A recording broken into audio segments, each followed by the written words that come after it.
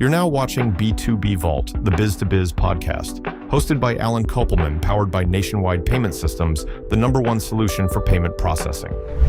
Hey everybody, welcome to today's episode of B2B Vault, the Biz To Biz Podcast, sponsored by Nationwide Payment Systems. Visit nationwidepaymentsystems.com and check out our new NPS One gateway and smart invoicing platform with payment links and everything you need to run your business. Today's special guest in studio, Jacob Spottswood from Loom & Company. And today we're going to dive into the world of personal branding, which is something that I've talked about a lot in articles that I wrote in the Green Sheet and Forbes and some blog posts and different things. So welcome to the show. Thank you for having me. And you're a prime example of what we do. So it's a blessing to be here.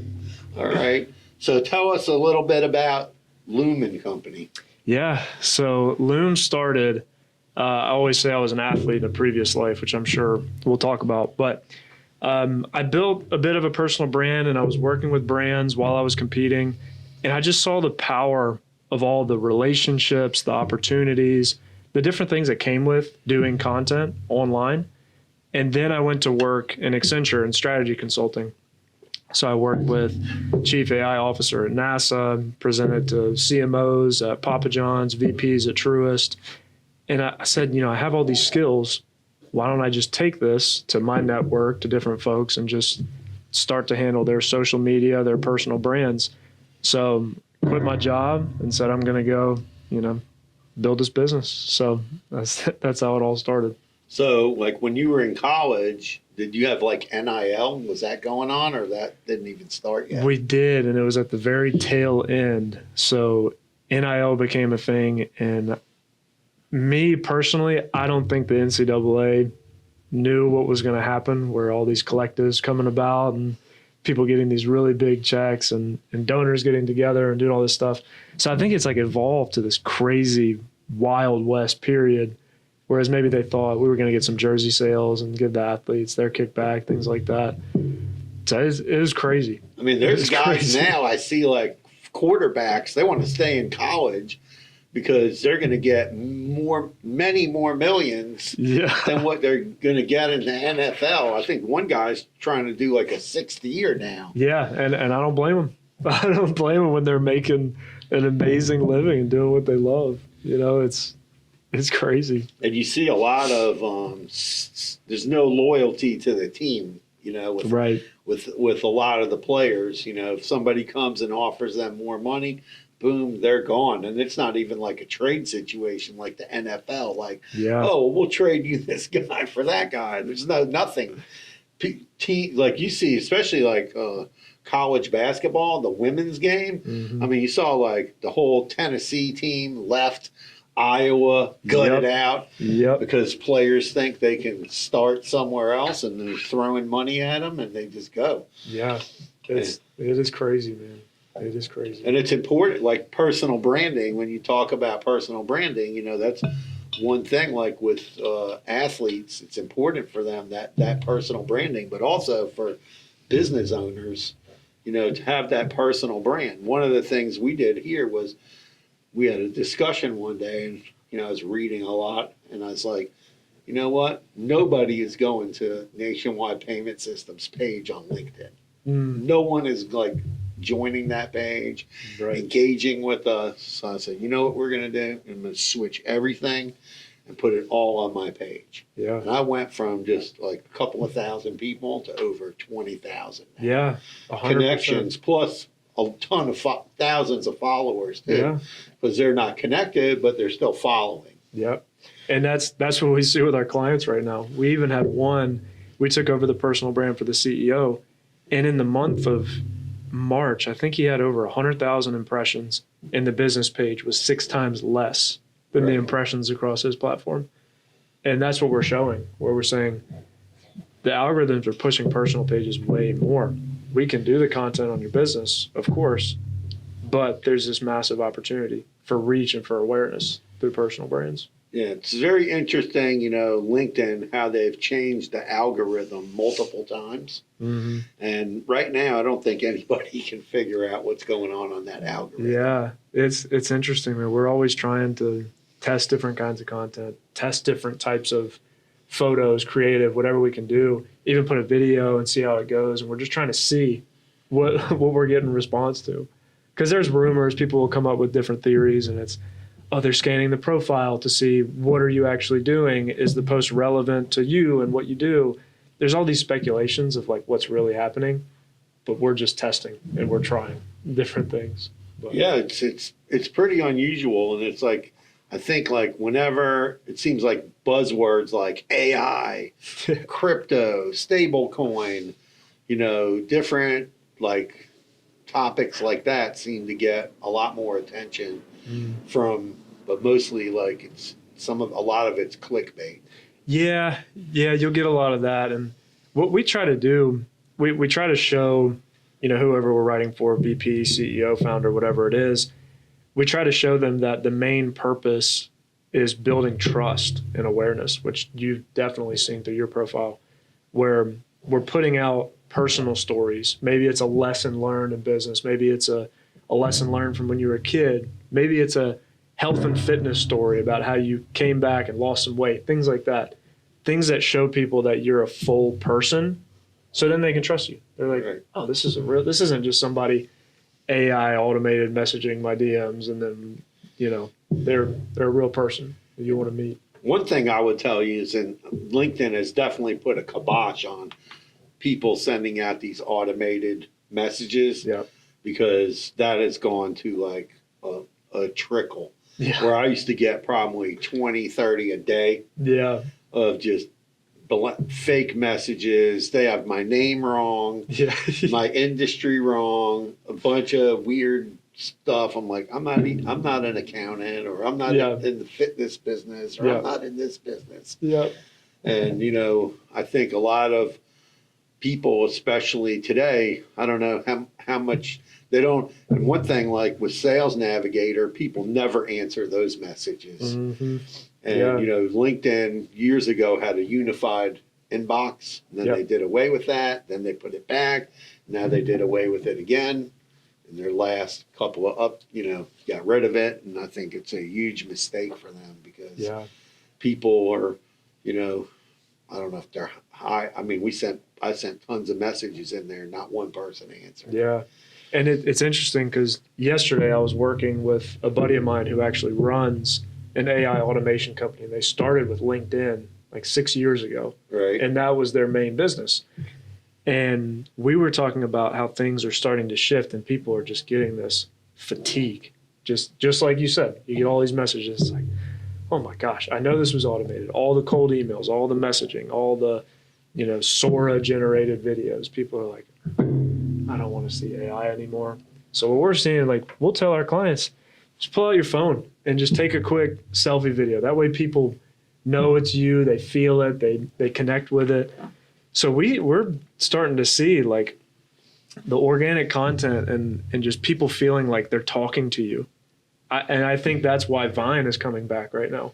Like Vine is making a comeback. Yeah, I saw Vine is trying to make a comeback. Yeah. It's interesting because, you look at Facebook, Instagram, Threads is not very exciting, and, X, I don't know what goes on over there. To me, it's a little edgy. It's a little confusing as to, like, can you generate any kind of business over there. Mm-hmm. And LinkedIn used to be the place for business. I've seen other people trying to put up these other business platforms, and they're just not gaining any steam. And it's just like, where are people now? And when I talk about like advertising and growing your business, I mean, are we going to go back to like, hey, you're going to have to go knock on doors. Right. Cold calling on the phone is like, you got problems with that because of the TPA rules about making phone calls. So that kind of like, unless you got people offshore making those calls, but that doesn't stop somebody from suing you. Yeah. Where is sales going? Cold email, that's all tired. And, done. I mean, I have to clean out probably several hundred emails a day Yep. out of my junk folder, but I go through them because every once in a while there's something in there. Yep. Exactly. There's somebody contacting me and it went in there. Yeah. Hey, I need a merchant account. Yep. You know, or Exactly. hey, I'm looking to be a guest on your podcast. Yeah. And it's how do you break through the noise is the main thing right now, where we're trying to work through that with our clients and try to get, do the things that actually generate business outcomes. And what we're seeing a lot of times is the personal stuff, like, a picture with your story, whatever it is, track the comments, track the likes, have them send them a personalized email. It's really just, how can we make it feel like we're talking? Right. We're in person. But yes, I completely agree. No, I tell people, I'm in business a really long time. Between my restaurant, I had another company plus this company. And, you look at like advertising from, 30 years ago, right? Or even 30 years ago, was the newspaper, the white pages, the yellow pages. Mm-hmm. We had a yellow page ad that said, "We fix credit card machines." Yeah. That's it. One line with a phone number. And we used to get a ton of phone calls because people would have broken credit card machines and they didn't want to buy a new one. So we were able to fix them and switch them to our processing. Yeah. And, I called that a more even playing field amongst all the big companies, right? And even if you took an ad out in the newspaper or even a trade magazine, you were even. Now you're dealing with like the huge companies have the massive amount of spending. Yep. Like we have to deal with Stripe and Square and PayPal and all these companies. They can spend more in a day than I can spend in a whole year. Yeah. On ads at Google. Yeah. Well, let me ask you this. As you've come up through business, be it restaurant, payment processing, all of that, if you look at the different segments of advertising and marketing, like as you've come up in your career, because I kind of nerd out of this, it's interesting. What do you feel has been the consistent element through all of these means of advertising? What's worked for you over the years? Yeah, what its problem is what worked doesn't work anymore. Mm-hmm. And that's where you have to kind of there's a book I always refer to, Who Moved the Cheese? And, the cheese is constantly being moved. And then, how can you adjust to that?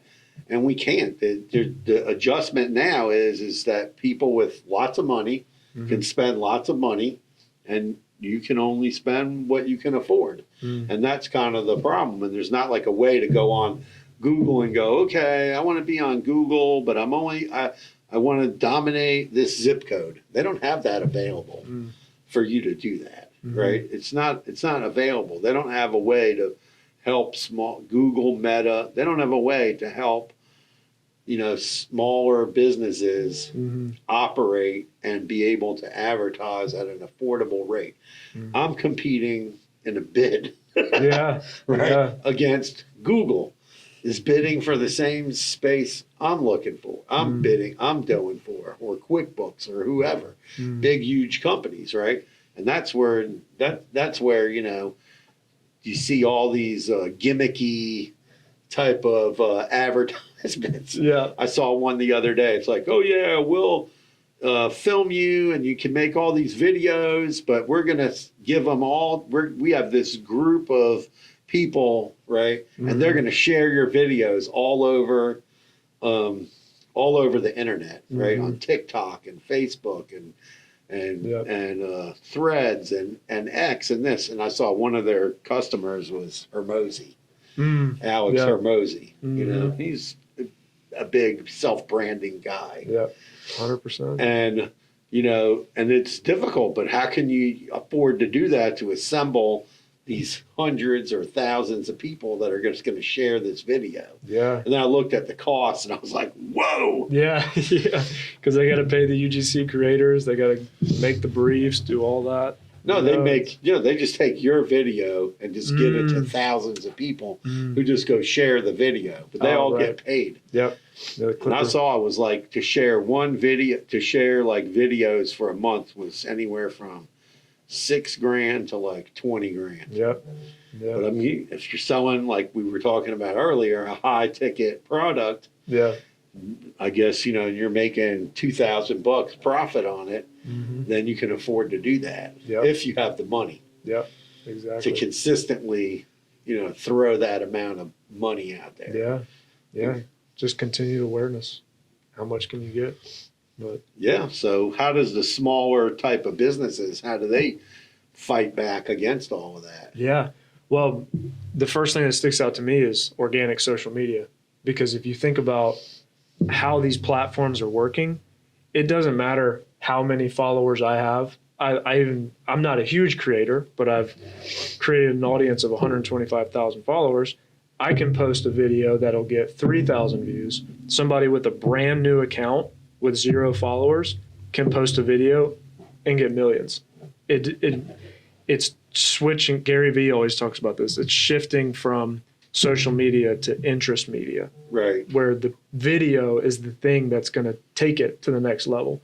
So if you don't have an ad budget, if you don't have money to spend on a big team, really start to look at what's working, what's getting views in your category.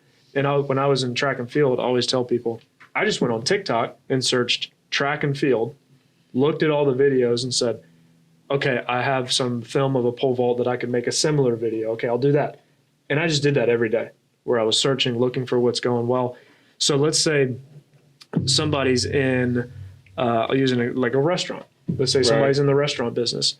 If that owner, maybe they're a dinner place. If that owner spends 9 a.m. to 11 a.m.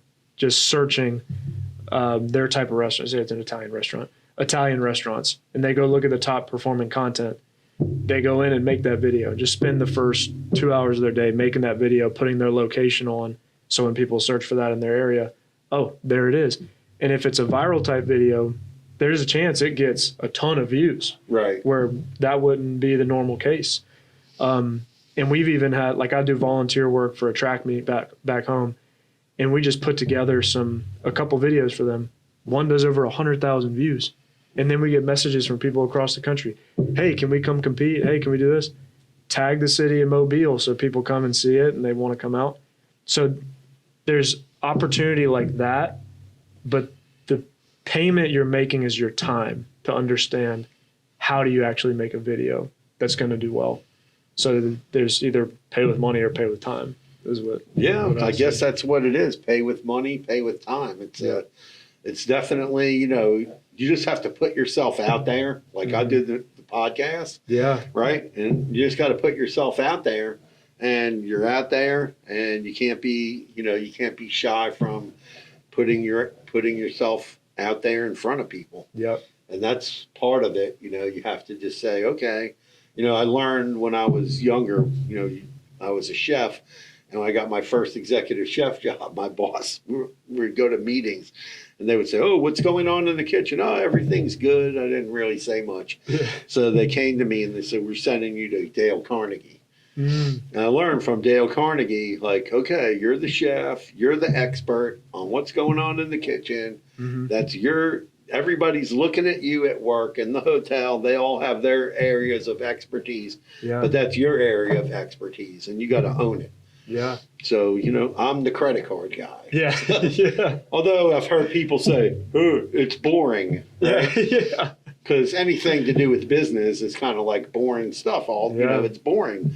Or some people find it boring, and, and also, like, how much time do people have that scrolling through their phones, looking at stuff? I mean, if I'm scrolling through my phone, like, or want to listen to something, I'm listening to a podcast, or like I have my favorite, like, stupid stuff I listen to. Jubal, who's an idiot, making prank phone calls and stuff. And my crank phone call people, which make me laugh. Yeah. Right. Yeah. And I was thinking, I'll make some crank calls to some businesses. Yeah. And record it. Exactly. It's whatever can get you attention. And then people come to it, and then, say you get a video that's over 10,000 views. How many of those 10,000 people click on the profile, click on the link? Hey, wait, I have this problem. I'm going to give them a call. And then, so that's kind of what we're seeing. Yeah, it's super interesting, but I don't know if I've ever seen a credit card processing video go. Yeah, yeah. You know, it's not that interesting. Yeah, people have to move. I try to provide. The podcast. We give people good business, entrepreneurial information. Yeah. About all kinds of different stuff. Like this is about personal. We're talking about personal branding. So if you're going to give somebody advice on personal branding, what's 5 things somebody's they own a business? What's 5 things they need to do? 5 things they need to do. First thing would be to optimize their profile. And what we mean by that is make sure you got a good profile picture. It's close up of your face. You're smiling. You look like people can approach you.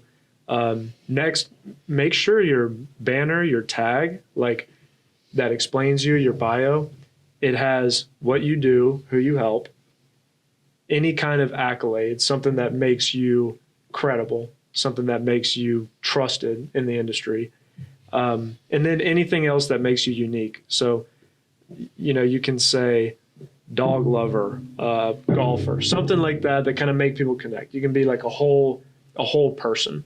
So optimize the profile, get all of that, looking good in place. Next, I would say start to think, what do you want to be known for? Like, what do you want when people meet you for the first time and they've seen your profile and seen your content? What do you want them to perceive you as? Because we're in a time now where we can control that. Back in the day, y'all didn't have a way to, somebody can search you up and see what you're about. Right. You can tell everybody what you're about right off the bat.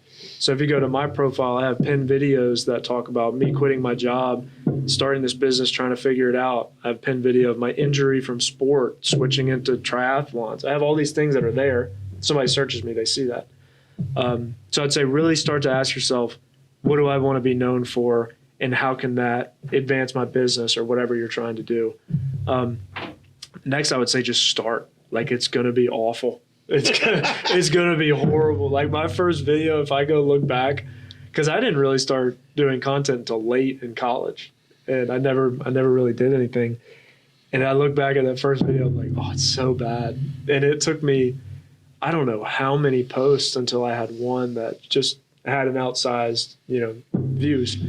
But I just kept going because I was enjoying it, and people were seeing and learning from my athletic journey and my journey in general. So I'd say just start posting. Doesn't matter if it's good or bad, you'll learn. It's just reps. When I started doing the podcast, I listened to this guy, Noah Kagan. I don't know if you ever heard of him. Yeah. I cold emailed him one time and he responded. Yeah. So I was watching his content about, all the stuff that he does, and he had a contest. You had to write in, tell him why you wanted to start a YouTube or a podcast. I wrote, and I won $800 and something and stuff. Yeah. So I got my first camera, which is somewhere in the office, and my first microphone, and I started doing a podcast, and it was horrible. Yeah. And the first version of B2B Vault was the payment technology podcast. So we're just talking about payments and technology. Nobody wanted to be a guest. Yeah. And so it was like a solo kind of thing. Then I had another guy that worked in the office. He would be on the podcast with me, and we would do all these different things. And then we started thinking, okay, how can we make an adjustment? So then we changed it to B2B Vault, the Biz To Biz Podcast. I said, okay, so we started talking about business. Then we switched it a little, tweaked it just a little bit to entrepreneur stuff, which is what we're talking about today. How you can be more entrepreneurial. Yeah. And the podcast evolved, and today we're in the top 1% globally of all podcasts, and we're in the top 100 for Apple for entrepreneurship. Business is really hard because you got some pretty big brands in the business area.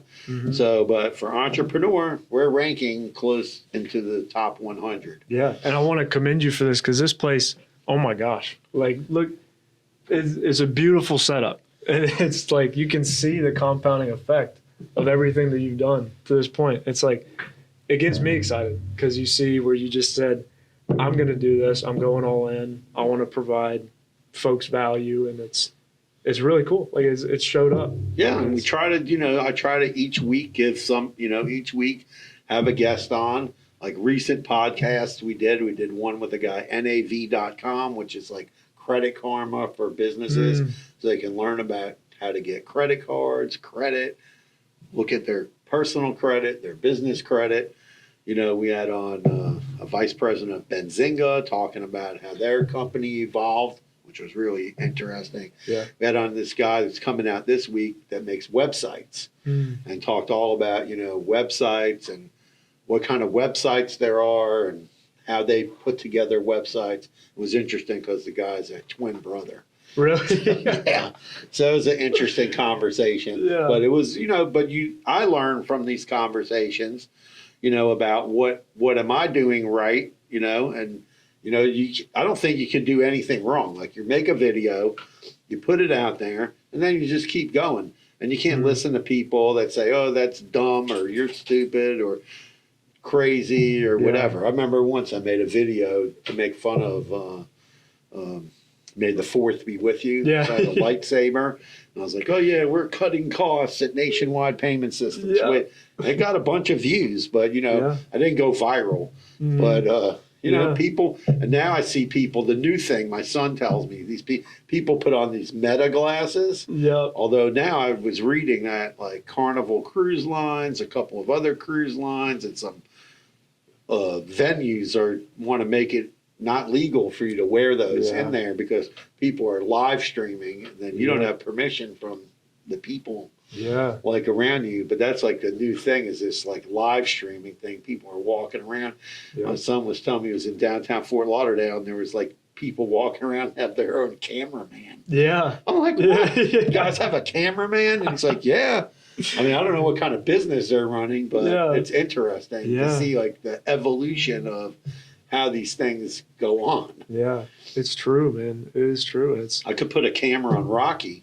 Yeah. And then you could just walk around and go when I take him on a walk, people could see what's going on. Yeah, exactly.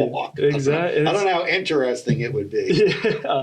It's just infinite things that you can do now, which is it's mind blowing. Yeah, and and I tell people like you don't want to do a podcast, go be guest on a podcast. Right. Like, because you can go on different podcasts and guest on those podcasts. You're here in person. I've done a few in person because people are local. But otherwise, it's just on Zoom or Riverside or Google Meet or however people record it. And, you just got to make yourself like a guest profile and have it on your website and have, your bio and some pictures and, you got to just go on whatever podcast you can get on. Yeah. And then you can use that content once you have it, the audio and the video, and put that out on your social media. Yep. And we started one last week. We had our first guest on. And it's true. You build relationships with folks. You give people additional content that they can learn from. So for us, we're looking for, folks who are in either like a CEO role or founders, folks who are leading something. And the premise is like these people have so many lessons, so many, just like yourself. We were talking before, where you just have built this amazing career and you have all this wisdom, where a lot of it only gets shared one-to-one. Right. And that's what I talk to my clients about because we interview them to write their content, to create their content. And a lot of times they've only mentored like their employees where they've never really gone one-to-many. And they start publishing content. Next thing you know, people want to work for them. They get goodwill across the industry, things like that. So for our podcast, I said, I just want to make that, widely available. You can't always talk to founders and CEOs. How many episodes have you recorded? We did first one last week. So I would tell you, like one of my podcast lessons, I tried to do too many in the beginning. Really? Yeah. And so to do it right, the formula we came up with is one a week. Okay. Have a specific release date. I would tell you have at least 4 or 5 recorded. Okay. Before you release the first one, because that gives you a buffer to get more guests, right? And to kind of like so you're not under the pressure oh, now I don't have a guest. What am I going to do? Right. And are y'all doing them, trying to edit them and just schedule them out for a month? So we record, like we're recording now, and then this will get edited. And then when we start to promote, we start promoting you on a Monday, Monday, Tuesday, Wednesday, Thursday, Friday, the episode drops. Yeah. And so that way we're giving, we're not trying to do 2 episodes a week or do something else or do, and then that's it. And so that's kind of the thing that we're doing now is to do that. And that kind of makes it where it's where it's, we're giving the promotion, promoting it for like the whole week of clips and posts and things like that. And that's because a lot of times I see people, they start a podcast and then 25 episodes, 10 episodes in, they're done. Yeah, exactly. They're done. And then they don't, and then they go, oh, I can't do this. And I said, yeah, because you didn't plan it out. You got to really think about it because you want to be on a regular schedule, whatever that schedule is, so that, and then have a promotion in front of it. Yeah. Because that was one of the things we were lacking was weren't promoting the podcast before it came out. Right. So we promote it before it comes out, and then we promote it after it's out. Right.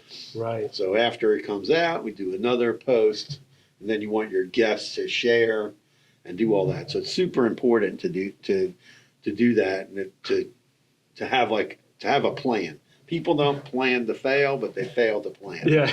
Right. I have I have tons of sayings like that, that I didn't make up, or I always have one like figures don't lie, but liars sure can figure. It's another one of my sayings that I learned from somebody when I was being a chef, we were talking about invoices. And they were like, you got to look at your invoice and make sure and weigh everything. Like you're working in a hotel and you're like, I remember when I was first executive chef in a hotel, here I'm running a hotel, we're doing over $1 million a month in food and beverage sales. Yeah. Well, you're buying like 30, 40 grand of food in a month. That's a lot of food. Yeah.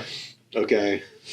So you got to make sure they sold you 20 pounds of tomatoes. Does it weigh 20 pounds? Because if you're not checking everything that you're buying, meat and all these things, then, the vendor's watching, the driver might be watching. He says, hey, these people don't weigh anything. I'll just pull one of the packages of steak out or short them a case of chicken because they don't count.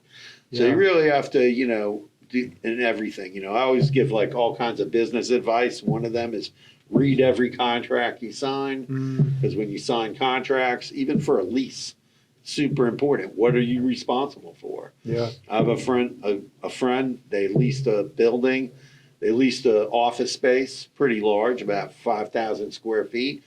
They didn't check the air conditioner before they moved in. They didn't read the lease.